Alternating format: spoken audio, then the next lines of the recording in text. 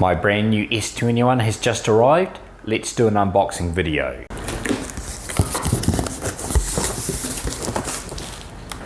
It is shipped with the new proprietary power connector from Bitmain, the fitting that goes on the Antminer now, and a standard C20 on the other end.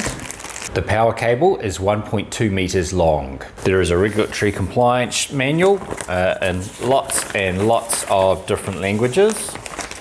Rather than trying to lift this 20 kgs out, I think I'm just going to tip the box over and tip it out of its packaging.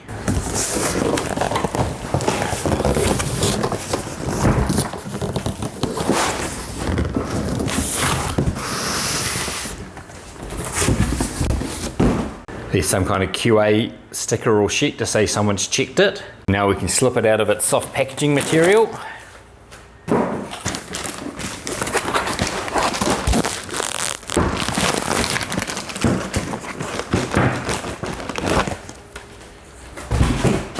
This is probably one of the best packed miners I've actually had from Bitmain. I'm used to the anti-static bags all coming ripped up.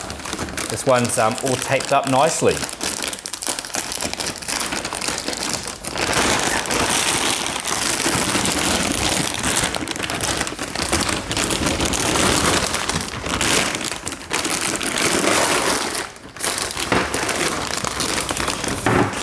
It looks very much like the existing Bitmains. You've got the two rear fans, although they look like they could be a little bit bigger.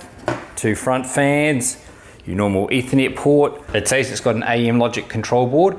I wish it would go back to using the Xilinx board so you can use aftermarket firmware easier. It has some markings on it to identify that. It's an Antminer S21 200 terahash. It has another sticker on the side saying it's been made by Bitmain. So that's what you get inside of the box when you buy yourself a Bitmain Antminer S21.